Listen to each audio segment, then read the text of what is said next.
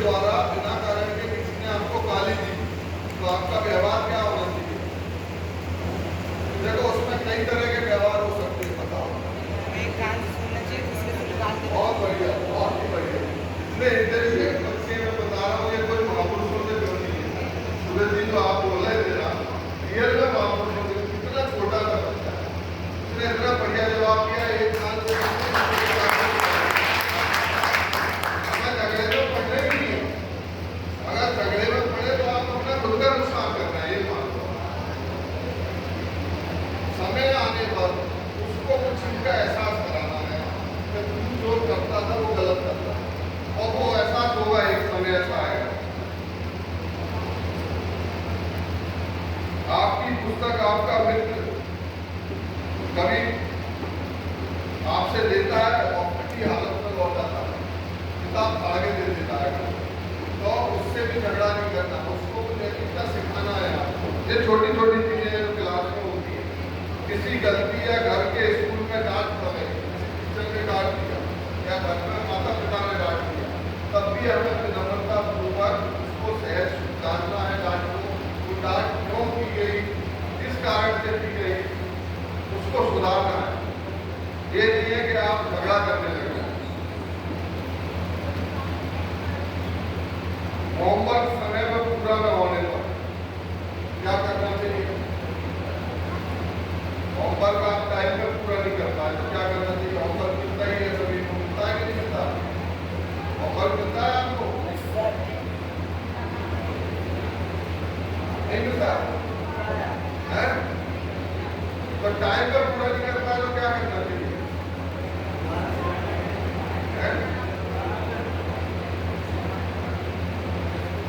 आगे से ऐसी गलती न हो। उस होमवर्क को अगर आप उस टाइम में पूरा नहीं कर पाए तो जिसने होमवर्क किया उसे सूचित करें कि किस कारण से पूरा नहीं हो पाया। कुछ व्यक्तिगत कारण हो सकते हैं, अपने हम बीमार हो गए, हमें काम आ गया, ये बहुत छोटी छोटी चीजें हैं, उसको सूचित करें और आगे उस काम को एक्स्ट्रा समय देकर पूरा करें।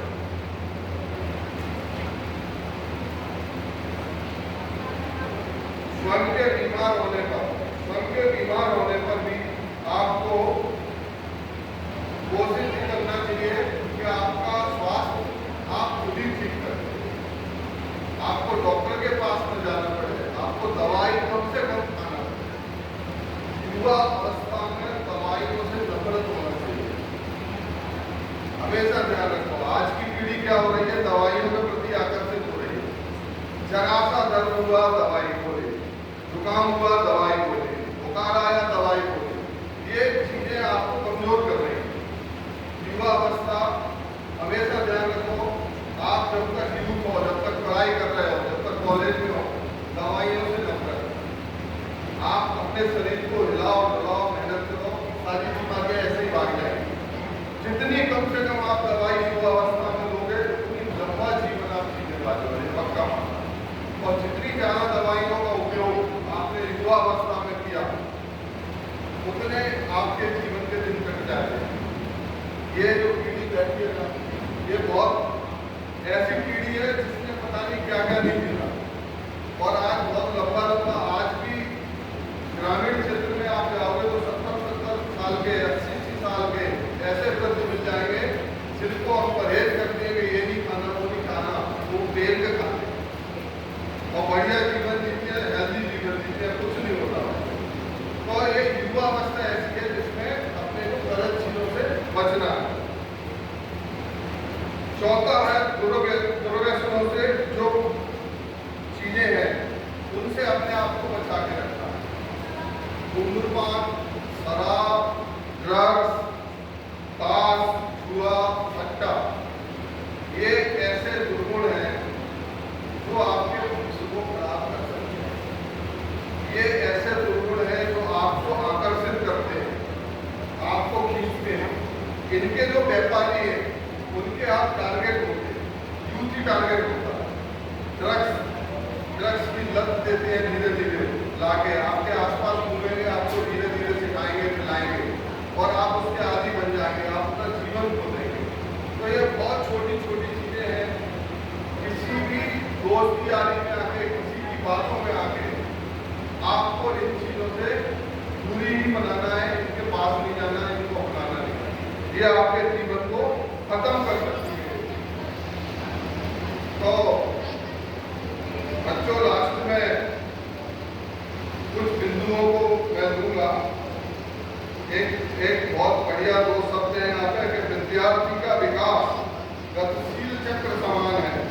जो विद्यार्थी का विकास गतिशील चक्र समान, जो घूमे ज्ञान से व्यक्तित्व बने महान।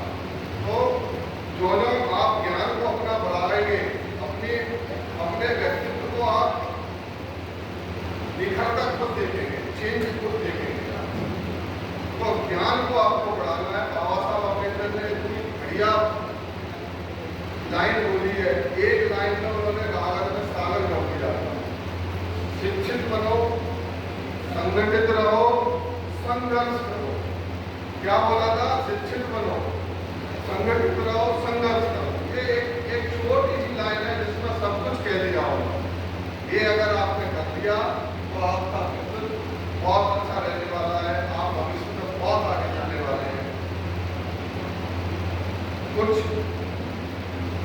गुण हैं जो एक युवा के अंदर होना चाहिए, जिनका उल्लेख मैं आपके सामने करूंगा। एक, हर युवा को अनुशासित होना चाहिए, सेल्फ डिसिप्लिन। अनुशासन सबसे बड़ी चीज है। यहाँ के नियंत्रक ने आपको टाइम दिया कि 8:30 बजे आपको यहाँ हॉल में उपस्थित होना है, तो 8:30 आप पहुंच गए 8:30। ये व्यवहार आपको अपने आप में बनाना है। ये एक उदाहरण है। यहाँ कहीं का भी हो, क्लास का हो, आपने अगर किसी को समय दिया कि मैं आपको 3 बजे कहीं मिलता हूँ, तो 3 यानी 3 बजे आपको वहाँ पहुँच जाना। तो अनुशासित रहना ये बहुत ही महत्वपूर्ण युवा के लिए जरूरी चीज है। दूसरा है प्रसन्न चित्त रहना। चेहरे पर तनाव नहीं होना चाहिए, टेंशन नहीं होना चाहिए। यूथ हमेशा खुशदिल होना चाहिए, खुशमिजाज होना चाहिए। आपके चेहरे पर प्रसन्नता होना चाहिए। कोई टेंशन लेके जीवन नहीं जीना है। आज की जो दुनिया है वो मोबाइल की दुनिया है। आज का युवा उस दुनिया में इस तरह उतर गया है कि उसको 50 तरह के ज्ञान और टेंशन और चीजें परोसी जा रही है, जिससे वो मानसिक तनाव में जी रहा है। और कई युवा जब मैं सुनता हूँ छोटे छोटे बच्चे आत्महत्या जैसे कदम उठाते हैं, उसका कारण ही ये है। तो इस और अपने को आकर्षित नहीं होना है, अपने आप को प्रसन्न रखना है, आत्मविश्वासी, सेल्फ मोटिवेटेड, आत्मविश्वासी बनना, दूरदर्शी बनना। हर युवा को दूरदर्शी बनना। ये नहीं है कि हम आज के बारे में सोचें, हमें अपने के 10 साल क्या होने वाला है, आगे की पीढ़ी क्या करने वाली है, कभी कभी इस पर भी विचार करें। मैं अगर 9th में हूँ तो 12th में मैं कौन सा सब्जेक्ट लूँगा, 12th में आ गया तो मैं आगे जाके क्या बनूंगा, उसके लिए आज से प्रयास करना पड़ेगा। आप दूरदर्शी नहीं होंगे तो अचानक से जब आप 12th पास कर लिए, फिर अपन ने सोचना शुरू किया तो वो समय गुजर जाता है और हम सक्सेस हमारी कम हो जाती है। सफलता अगर पाना है तो आपको दूरदर्शी होना पड़ेगा, आशावान होना, कभी भी किसी चीज से निराश नहीं होना। आप फेल हो गए कोई बात नहीं, अगली साल फिर देंगे, पास हो जाओ। अपने मन को प्रसन्न रखना है। आप किसी भी चीज में असफल होते हैं तो दुखी नहीं होना है, आशावान बनके ही जीवन जीना है। सहनशीलता आना चाहिए। कभी कभी छोटी सी चीज बच्चों के मन में इतना इम्पैक्ट डाल देती है कि किसी ने डांट दिया, घर परिवार में किसी ने डांट दिया, तो मैं देखता हूँ छोटी छोटी बच्चियां, बच्चे मोबाइल छीनने पे भी बच्चे सुसाइड करते हैं। तो ये व्यवहार कतई एक युवा को शोभा नहीं देता। आपको सहनशील होना चाहिए किसी भी परिस्थिति में। कोई भी, जैसे उस बच्चे ने बोला कि किसी ने गाली दी, एक कान से सुना दूसरे से निकाल दिया, तो वो सहनशीलता का भाव आपको जीवन में हमेशा आगे लेके जाएगा। गुण ग्राहक, कुछ अच्छी चीजें अगर हमें समाज से, हमारे डेली कार्य से मिलती है तो उनको ग्रहण करने की इच्छा शक्ति, पावर अपने अंदर होना चाहिए। कोई भी अच्छी चीज, मुख्य अतिथि बैठे हैं, भाई लोग बैठे हैं, अपने क्लास के टीचर हैं, हम जहाँ जाते हैं, कोच हैं, खेलते हैं, तो कहीं से भी अपने दोस्त यार हो सकते हैं, माता पिता हो सकते हैं, किसी से भी कोई अच्छी चीज आपको लग रही है कि यार ये बहुत अच्छी चीज है, कोई खिलाड़ी है, महान खिलाड़ी है, तो उससे वो सब चीजें अपने को ग्रहण करने की वो होना चाहिए कि हमें उन चीजों को ग्रहण करना, अपने में लागू करना। दृढ़ निश्चय, एक युवा को क्या होना चाहिए? दृढ़ निश्चय। दृढ़ निश्चय मतलब एक बार जो सोच लिया वो मैं करूंगा, ढीलापन नहीं होना चाहिए डिसीजन कि आज कुछ, कल कुछ, परसों कुछ, नरसों कुछ। दृढ़ निश्चय, मुझे ये करना, मुझे ये बनना है तो बनना ही है, मुझे इतने परफेक्ट लाना है तो लाना ही है, उसके लिए बढ़ जाना, उसके लिए पूरी ताकत लगा। फिर होता है साहसी। आप एक युवा है, युवा कभी डरपोक नहीं होता और ना होना चाहिए। जो डरपोक होते हैं वो जीवन में हमेशा फैल होते हैं। साहसी बनो हमेशा, हर चीज पर, कोई भी कैसी भी परिस्थिति हो हमें साहस के साथ उसका सामना करना आना चाहिए।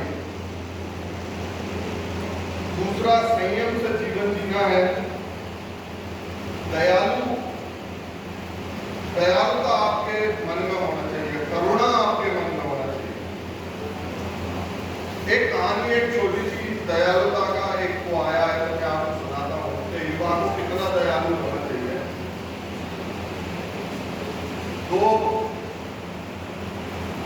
बच्चे थे, एक का नाम सिद्धार्थ था जो राजा का बेटा था और दूसरे का नाम देवव्रत था जो आगे महामंत्री का बेटा था।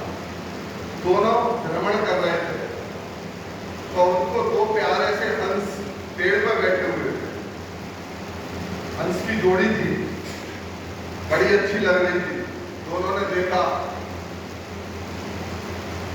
तो जो महामंत्री का बेटा था देवव्रत, उसने क्या किया, अपना धनुष निकाला और एक तीर मारा। उनमें से एक पंछी गिर गया नीचे, दूसरा उड़ गया। दूसरा उसका जो साथी था सिद्धार्थ, उसने दौड़ के जो पंछी गिरा उसको उठा लिया और उठा के जो उसको चोट लगी थी, घाव लगा था, वो तड़पड़ा रहा था, तो उसने उसकी सेवा की, उसको दवाई लगाई, पट्टी लगाई। देवव्रत ने उसको बोला कि भाई इस पंछी को मैंने मारा है, मैंने शिकार किया है, तो ये इसमें मेरा हक बनता है, मुझे दो। तो वो उसको लेने के लिए दवा बनाने लगा, लेकिन उसने उसको देने से मना कर दिया। बोले नहीं, तेरा हक नहीं बनता, इसमें मेरा हक बनता है। मैं इस पंछी को केयर कर रहा हूँ, उसको दवाई दे रहा हूँ, ट्रीटमेंट दे रहा हूँ, ये इसमें मेरा हक बनता है। मामला इतना टूट पकड़ गया क्योंकि राजपुरुष थे दोनों, राजाओं के और मंत्रियों के बच्चे थे, तो वो ये केस राजा के दरबार तक जा पहुंचा कि एक पंछी है जिसका शिकार महामंत्री के बेटे ने किया है और उसको बचाया और पाला किसने है? राजा के बेटे ने। तो इस पे किसका हक बनता है, किसको जाना चाहिए? तो राजा भी फंसो पेश में पड़ गया कि शिकार उसने किया है तो उसका भी हक बनता है, लेकिन जीवन उसने बचाया है उसका, तो उसका भी हक बनता है। तो वो अपना डिसीजन नहीं ले पा रहा था। ऐसे में एक कोई बुजुर्ग उनके दरबारी थे, उन्होंने उसको सुझाव दिया कि आप एक तरफ सिद्धार्थ को खड़ा करो, एक तरफ देवव्रत को खड़ा करो, बीच में उस पंछी को खड़ा कर दो और जिसकी तरफ वो पंछी जाएगा उसका वो हो जाएगा। तो वो देवव्रत ने उसको मौका दिया, तो उसने उसको बुलाया पंछी को, आ जा। तो वो पंछी चूंकि उससे शिकार हुआ था तो वो डर रहा था, उसकी तरफ जाने से डर रहा था और उसकी तरफ नहीं गया। और जैसे ही सिद्धार्थ ने उसको बुलाया करुणा के साथ, क्योंकि सिद्धार्थ ने उसकी सेवा की थी, उसकी जान बचाई थी, उसे पाला था, तो वो पंछी दौड़ के उसकी गोदी में चला जाता है। और जो सिद्धार्थ थे वो बाद में एक महान भगवान बने हमारे गौतम बुद्ध। गौतम बुद्ध की एक कहानी है, उनके बचपन की कहानी है। बाद में वो इतने महान बने कि आज भी कई देशों के लोग उनके अनुयायी हैं। तो ऐसी करुणा भाव, एक दया भाव हर एक युवा के अंदर होना चाहिए।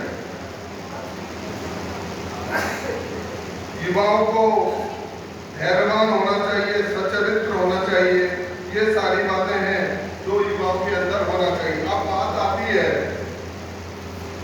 के युवाओं की वर्तमान परिस्थितियों में क्या भूमिका हो सकती है। अगर आप इस तरह का व्यक्तित्व अपना डेवलप करेंगे तो आपकी जो भूमिका है वो सामाजिक क्षेत्र में भी हो सकती है। समाज के विभिन्न क्षेत्रों में आप अपनी भूमिका को डेवलप कर सकते हैं, विकसित कर सकते हैं, चाहे वो सामाजिक कुरीतियों से लड़ने का विषय हो, चाहे वो लाडली लक्ष्मी और बेटी बचाओ बेटी वाला जो अभियान हमारी सरकार ने छेड़ रखा उसका सामाजिक विषय हो, उन सब में आप जुड़ सकते हैं। दूसरी आपकी जो भूमिका हो सकती है राजनीतिक क्षेत्र में। आज आप देखेंगे कि राजनीति में एक अच्छे युवाओं की बहुत कमी है, जो ट्रांसपेरेंसी के साथ, पारदर्शिता के साथ, ईमानदारी के साथ राजनीति करने वालों की युवाओं की आज भी कमी है। तो राजनीति में आपकी सहभागिता होना चाहिए। आप एक्टिव रूप से कोई भी राजनीतिक जरिए में अपने विचार रख सकते हैं। अभी से अगर आप रखेंगे, चाहे वो सोशल मीडिया के माध्यम से हो, चाहे वो किसी राजनीतिक संगठन के माध्यम से हो, चाहे सामाजिक संगठन के माध्यम से हो, आपको उसमें इंटरफेयर करना चाहिए। आर्थिक विकास में युवाओं की बहुत बड़ी भूमिका हो सकती है, क्योंकि आज का युवा केवल नौकरी नहीं मांगता, आज का युवा नौकरी देने की भी पावर रखता है। तो आप आर्थिक क्षेत्र में भी युवाओं को अपनी क्या भूमिका हो सकती है, इस पर हमेशा विचार करते रहना चाहिए। जलवायु संरक्षण में एक बहुत बड़ा भारत का चैलेंज है जो जलवायु परिवर्तन हो रहा है। कैसे हम अपने देश को स्वच्छ रख सकते हैं, कैसे हम देश को हरा भरा रख सकते हैं। बहुत सारी योजनाएं मध्य प्रदेश सरकार की, बहुत सारी योजनाएं केंद्र सरकार की चल रही है। उनके प्रति सजग रहते हुए अपने आप को आप कहाँ उसमें फिट कर सकते हो, किस काम में आप लगा सकते हो, उसमें आप सहभागी हो सकते हो। इसके अलावा एक क्षेत्र है जिसमें जो नए विचार, नए उद्यम, नई सोच, जिसको कि नवाचार के माध्यम से केंद्र सरकार, मध्य प्रदेश सरकार आप लोगों के बीच में लेके आ रही है। नए नवाचार, जिसमें आइडिया आप दोगे कि सोसाइटी को मैं ये चीज दूंगा, समाज को मैं ये चीज दूंगा और उससे मेरा ये बिजनेस डेवलप होगा। तो इस तरह के आइडिया लेके आओ, उसमें सरकार आपको सहयोग करेगी। आर्थिक रूप से आपको सुदृढ़ करने के लिए सारी चीजें सरकार की तरफ से दी जाएंगी। तो उनको लेते हुए आप अपने आप को उद्यमी बनाएं और अपनी सहभागिता इस देश के विकास में ला सकते हैं। क्योंकि युवाओं को आना पड़ेगा, युवाओं को कोशिश करना पड़ेगी, और जब तक आप कोशिश नहीं करेंगे तब तक आपके सपने पूरे नहीं होंगे, आपके सपने साकार नहीं होंगे। मैं 2 लाइनों के बाद अपने भाषण को समाप्त करूंगा कि लहरों से डर के